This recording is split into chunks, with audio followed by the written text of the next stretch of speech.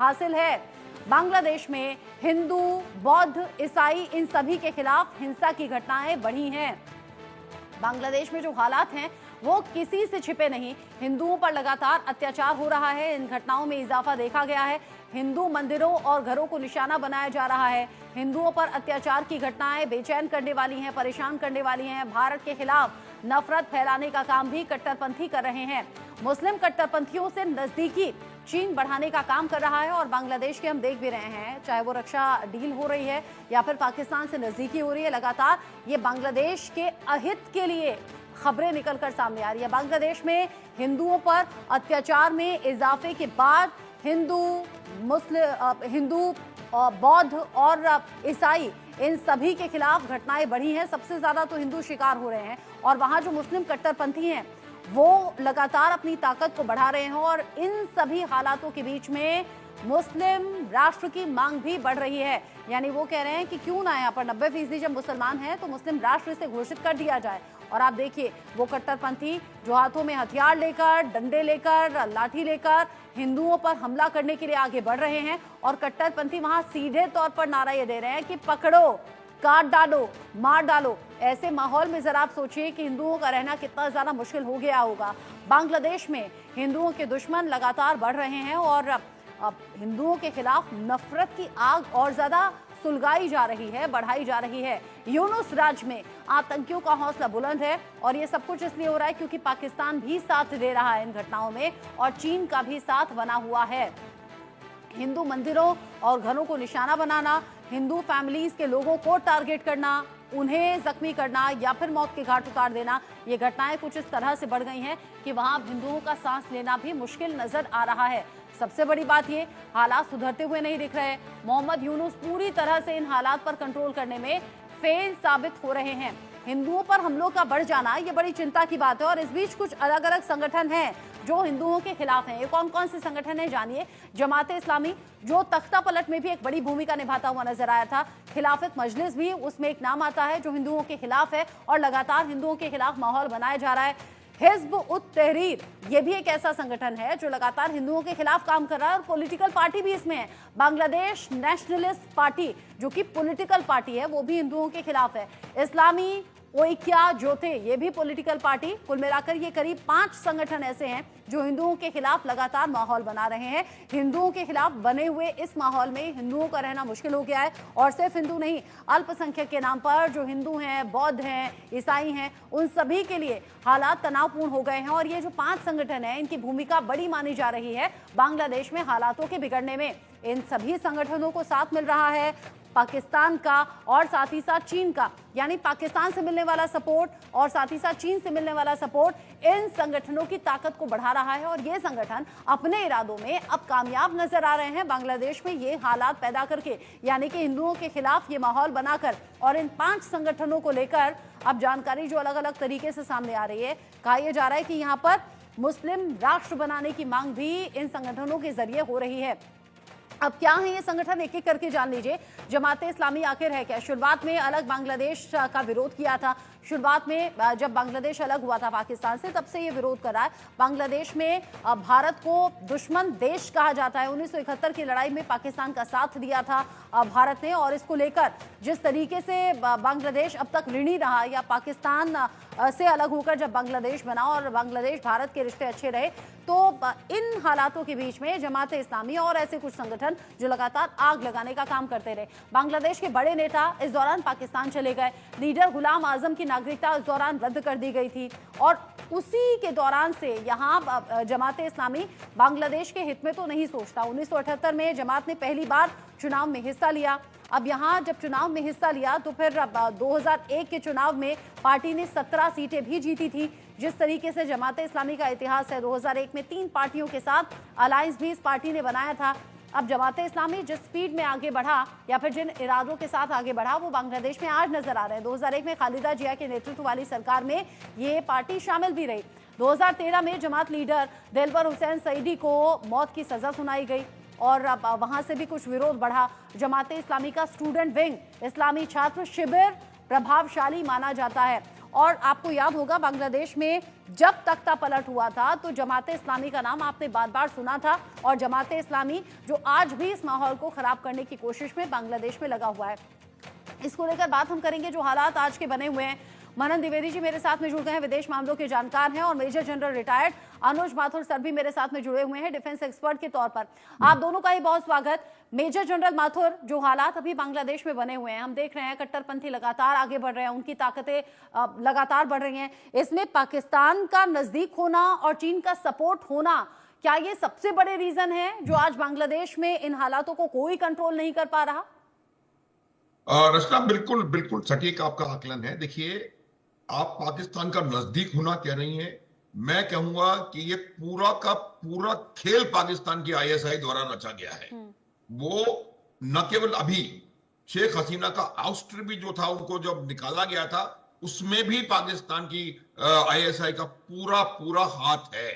पाकिस्तान नहीं चाहता दो चीजें, एक, भारत के जो अड़ोस पड़ोस के जितने भी राष्ट्र हैं वो तरक्की करें, वहां पर वो चाहता है, पाकिस्तान की इच्छा ये है कि किसी ना किसी प्रकार से भारत के तमाम जो नेबरिंग कंट्रीज हैं उनमें कोई ना कोई गड़बड़ी फैलाई जाए ताकि अनस्टेबल उनको किया जाए, पहली बात। दूसरी बात, वो पाकिस्तान का जो 1971 की हार का दर्द है, और जमाते इस्लामी वो जमात है जिसने 1971 में भी पाकिस्तान का साथ दिया था, और वो नहीं चाहते थे कि बांग्लादेश बने, और वो उन्होंने बांग्लादेश की आजादी में उल्टा काम किया था, और आज वो राज करने के लिए तैयार हैं। तो ये बात आप मान लें रचना कि ये 100%, 1% भी मैं कम नहीं कर रहा हूं, 100% पाकिस्तान की चाल है, 100% आईएसआई का इसमें हाथ है, और वो इस प्रकार से काम कर रहे हैं। और हम बार बार कह रहे हैं हिंदू का नहीं सवाल है, प्रश्न ये नहीं है, वहां हर माइनॉरिटी को खतरा है, क्योंकि वहां पर एक बहुत जबरदस्त रेडिकल इस्लामिस्ट फोर्सेस का पूरा माहौल बन गया है। तीसरी बात यह है कि हम कह रहे हैं कि वो मोहम्मद यूनिस इसको रोकने में नाकाम है। रोकने में नाकाम नहीं है, वो रोकना नहीं चाहते, उनके ऊपर दबाव है कि इसको रोके ना। नाकाम कैसे हो सकता है? अगर मान लीजिए कोई किसी प्रकार की हिंसा, किसी पर एक परेशानी हो रही है, तो आपके पास सेना है, आपके पास पुलिस है, उससे काम करे, लेकिन वो करना चाहते नहीं है। पुलिस जो है, जो सेना है, वो भी चाहती है कि किसी ना किसी प्रकार से हिंदुओं को या माइनॉरिटीज को दबा करके उनको कंट्रोल करके, और या तो उनको इस्लामिस्ट बना दिया जाए, इस्लामिस्ट कंट्री बनाने की बात कर रहे हैं वो लोग। तो ये तमाम चीजें आप देखें रचना की, इसका पूरा पूरा समर्थन जो है वो पाकिस्तान से है। अब प्रश्न चाइना, एक मिनट और, एक मिनट, आधा मिनट लूंगा। चाइना का अपना एजेंडा है, चाइना किसी का दोस्त नहीं है।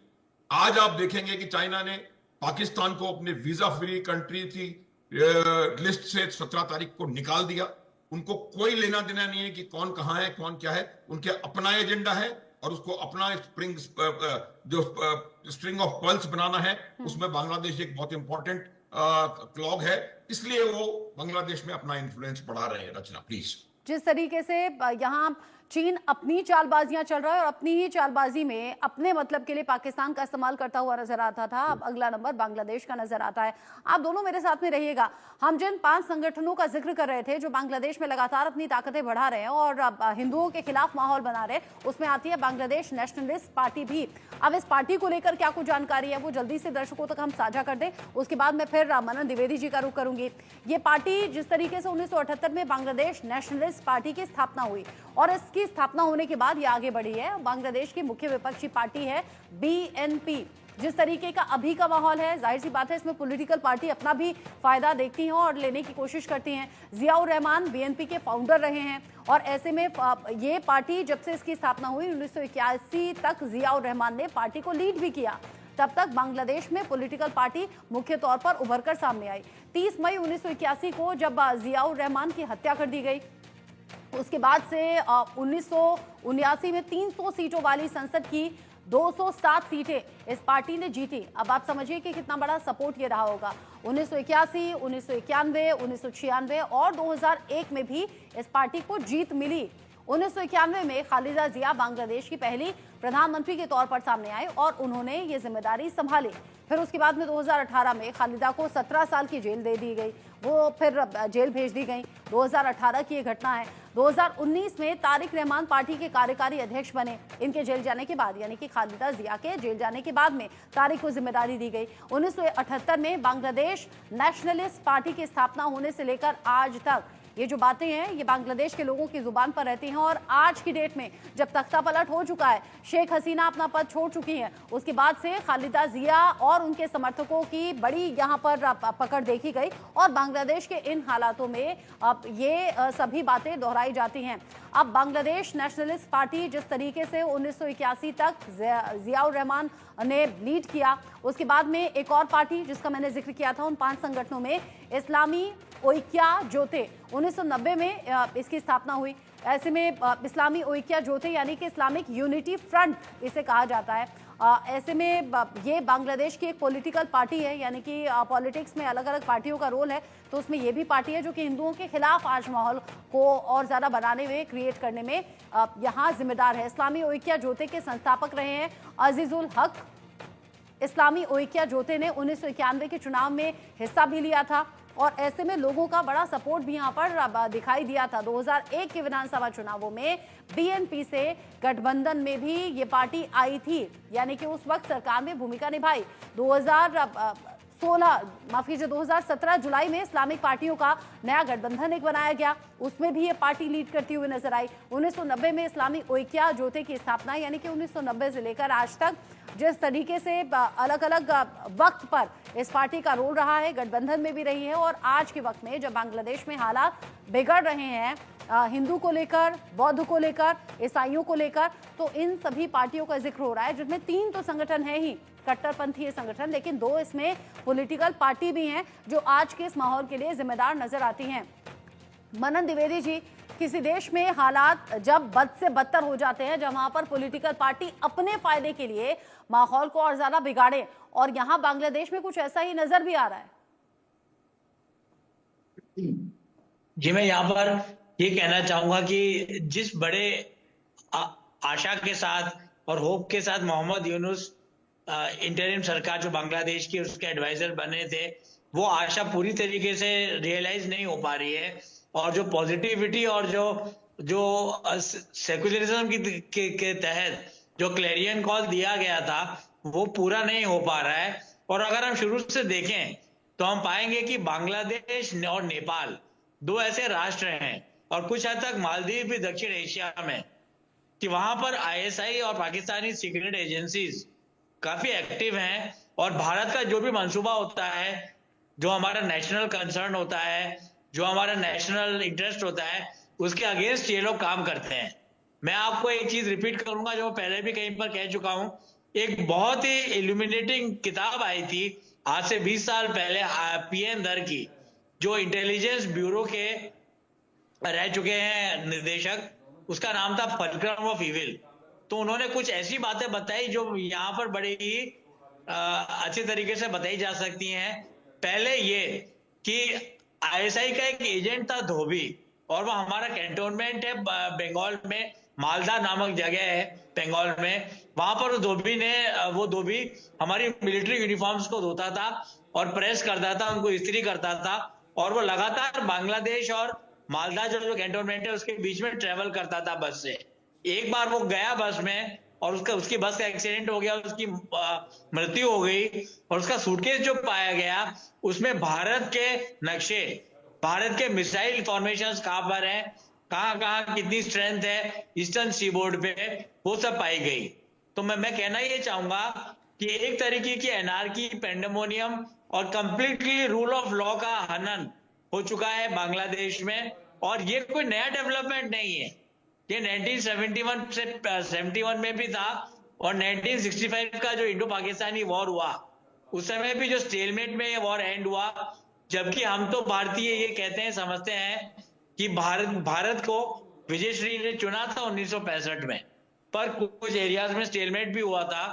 तो पाकिस्तानी गवर्नमेंट ने हिंदू ऑर्गेनाइजेशंस की प्रॉपर्टी को एक तरीके से जब्त कर लिया था और हिंदुओं से छीन ली थी। तो ये 1971 से पहले का, जब से बांग्लादेश आजाद हुआ तब से ये डेवलपमेंट है। और पूरा प्रयत्न रहता है जिहादी इस्लामिक स्टेट का, चाइना का और पाकिस्तान का, कि उनको इंडिया के बैकग्राउंड में एक प्लेग्राउंड मिल जाए। और इसी के चलते ये सारी घटनाएं वहां पर हो रही हैं।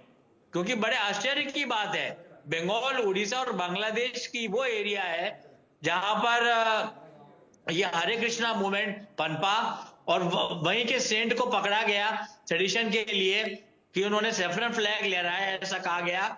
इंस्टेड ऑफ लहराने के लिए उन्होंने बांग्लादेशी फ्लैग नहीं लहराया।